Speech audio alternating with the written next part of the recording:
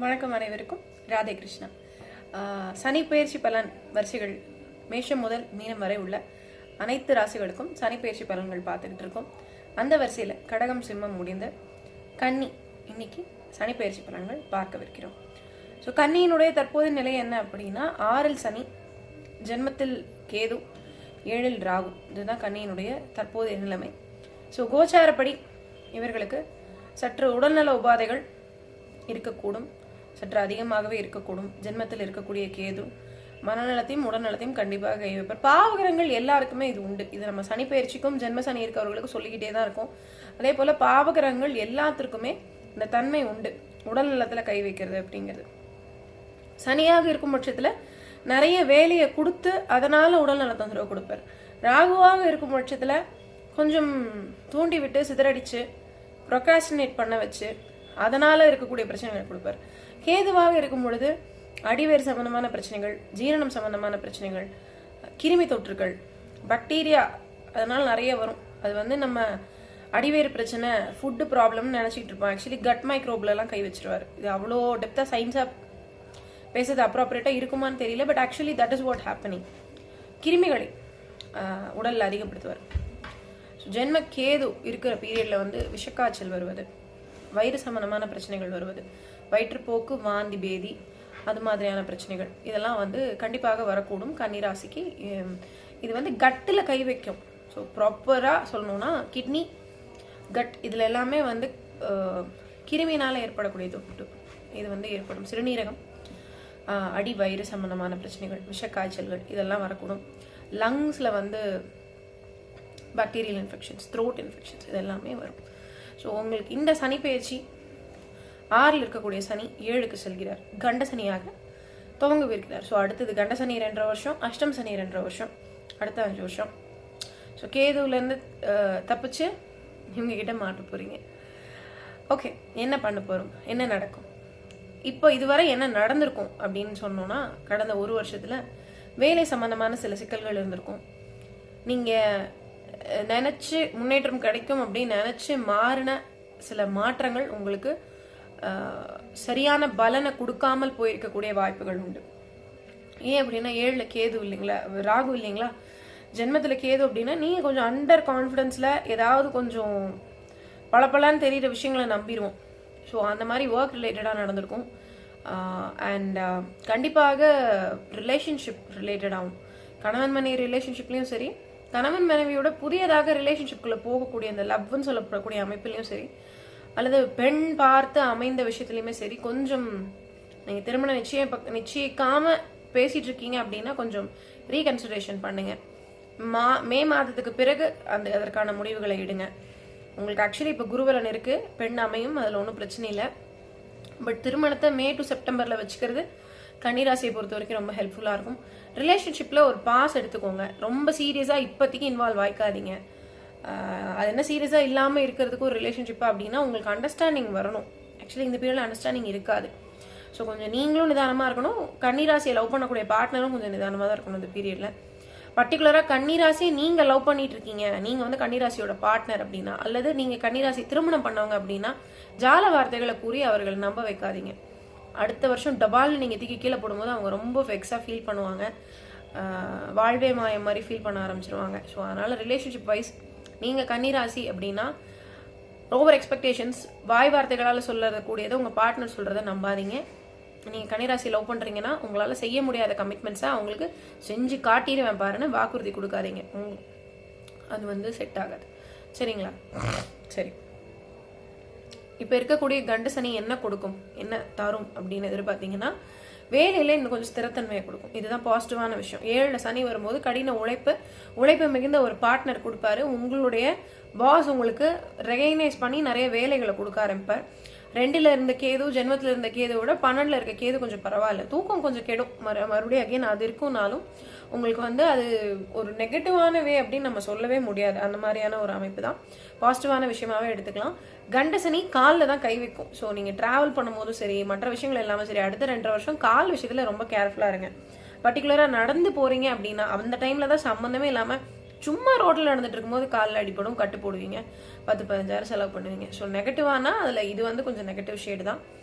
7ல் இருக்கக்கூடிய சனி உங்களுடைய பாக்கியஸ்தானத்தை பார்க்க போகிறார், உங்களுடைய ஜென்மத்தை பார்க்க போகிறார், 4ஆம் இடத்தை பார்க்க போகிறார். ஸோ அதனாலதான் வேலை ஸ்திரமாகும் அப்படின்னு நான் சொன்னேன். 9ஆம் இடம் அப்படிங்கிற பார்க்கும்பொழுது சனி உங்களுக்கு நல்லவர் என்பதனால் 6ஆம் அதிபதியா இருந்தாலுமே 6க்குரியவன் 5க்கும் உடையவன் அப்படிங்கிறதுனாலேயே அவர் உங்களை கெடுக்க மாட்டார். என்னைக்குமே ஒரு திரிகோணாதிபதி தன்னுடைய அனதர் ஆதிபத்தியம் வந்து ஒரு கெடுதலான ஆதிபத்தியமா இருந்தா கூட அந்த இடத்துல இருக்கக்கூடிய கெடுதல்களை குறித்து நன்மைகளை கொடுக்கத்தான் முயற்சி செய்வார். ஸோ அந்த வகையில நல்ல கடன், நல்ல வேலை, கடின உழைப்பிற்கான முன்னேற்றம், பதவி உயர்வு, நட்பு வட்டாரங்கள்ல வந்து பாஸ் அப்படிங்கிற ஒரு அவர்துல வந்து ஒரு பெட்டர்மெண்ட், இது எல்லாமே கிடைக்கும், பதவி கிடைக்கும்.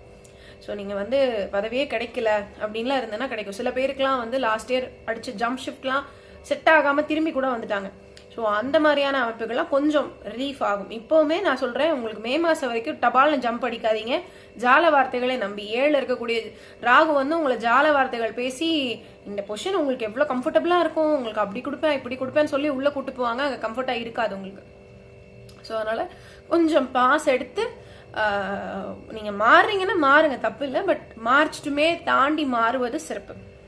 ஏன்னா சனி வந்து மார்ச்சில் மாறிட போறாரு.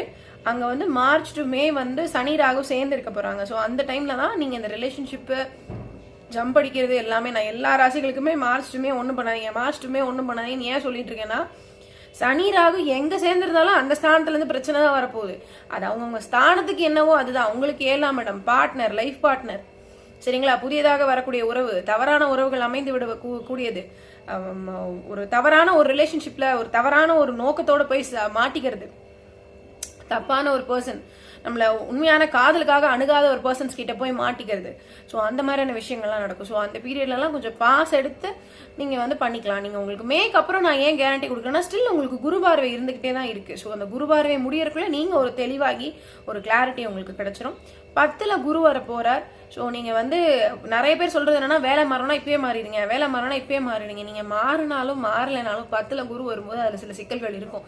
என்ன, சனி குரு 2 பேரும் சேர்ந்து 4ஆம் இடத்தை பார்க்க போறாங்க. அதனால பதவிக்கு பங்கம் இல்லை அப்படிங்கிறது தான் நம்ம வந்து நல்ல விஷயமா எடுத்துக்கணும். குரு தான் உங்களுக்கு பாதகாதிபதி, சனி நல்லவர். ஸோ சனியினுடைய பார்வை 4ல் விழறதுனால பதவியே போச்சுங்கிற அளவுக்கு ப்ராப்ளம் இல்லாமல் இருப்பதற்கான வாய்ப்பு உண்டு. ஸோ அந்த சனி பயிற்சியினுடைய 2.5 வருடங்கள் பலன் சொல்லும் போது அடுத்து 2 வாட்டி குரு பயிற்சி ஆயிருப்பார். அடுத்த சனி பயிற்சிக்குள்ள 2 குரு பயிற்சி நடந்திருக்கும். ஸோ 2 குரு பயிற்சி, ஒரு ராகு எது பயிற்சி, அதுவும் சேர்த்து நம்ம கன்சிடரேஷன் பண்ணி உங்களுக்கு பலன் கொடுத்தாகணும். ஸோ என்ன அப்படின்னா, அடுத்த குரு பயிற்சி உங்களுக்கு 10ல் குரு போயிடுறாரு. ஸோ அங்கே ஒரு வேலை ஒரு மாதிரியான ஒரு சலசலப்பு, அப்புறம் ஒரு பெட்டர்மெண்ட். ஏன்னா அதுக்கு அடுத்த வருஷம் வந்து குரு வந்து லாப குருவாகி உச்சமாகி இருப்பார். ஸோ அதனால அந்த period is fine. Relationship wise ரொம்ப நிதானமாக முடிவுகள் எடுங்க. அவசர முடிவுகள் மாத்திரம் எடுக்காதீங்க, அவ்வளவுதான். உங்களுக்கு 7ல் இப்ப சனி வரதுனால கல்யாணம் பண்ணி வைக்க மாட்டாரனோ, நல்ல ரிலேஷன்ஷிப் கொடுக்க மாட்டாரனோலாம் அர்த்தம் கிடையாது.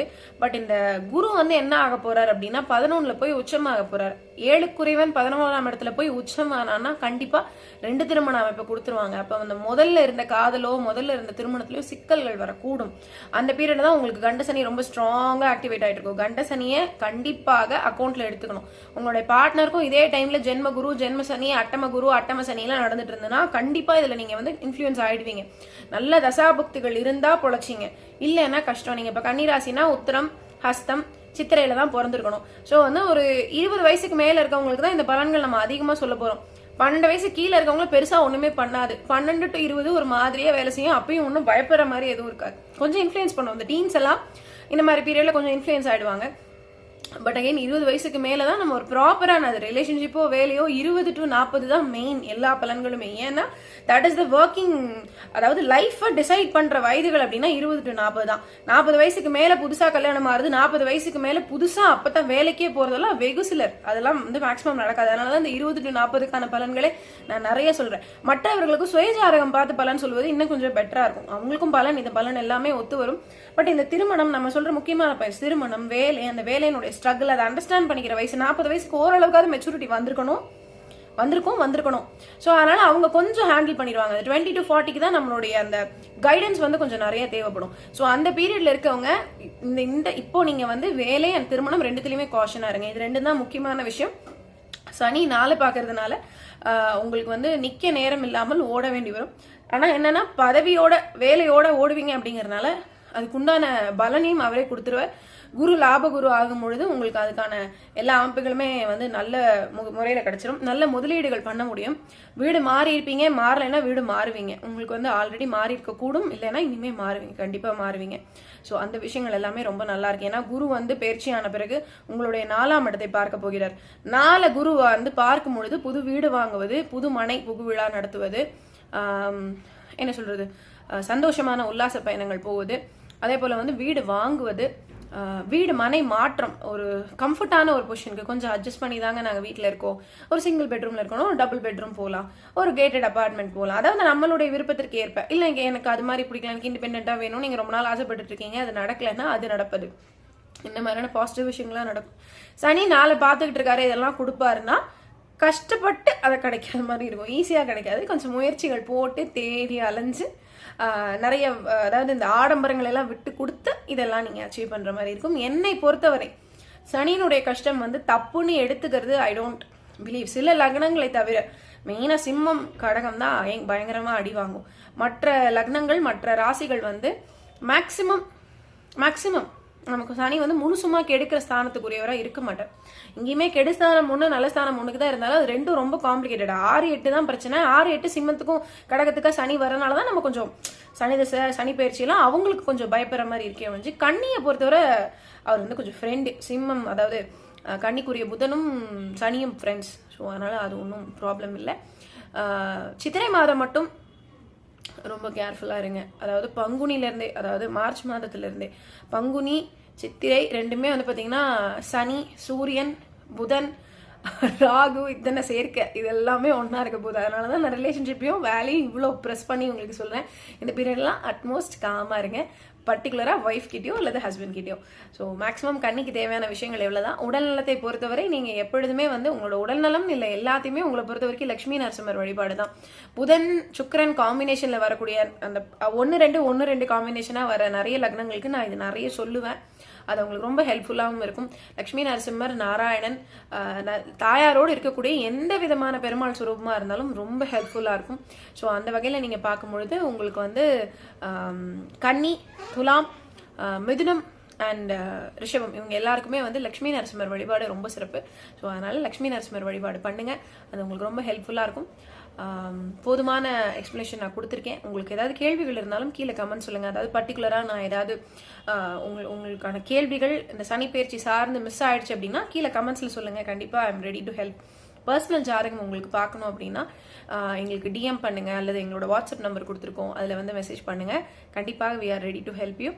நன்றி. மேலும் நம்மளுடைய வீடியோஸை பார்த்துக்கிட்டே இருங்க, கமெண்ட் பண்ணுங்கள். நம்மளோட சேனலுக்கு நிறைய பேர் பார்க்குறீங்க, சப்ஸ்கிரைப் பண்ண மாட்டேங்கிறீங்க, சப்ஸ்கிரைப் பண்ணுங்கள். உங்களுடைய குடும்பத்தாருக்கும் ஷேர் பண்ணிவிடுங்க. நன்றி. ராதே கிருஷ்ணா.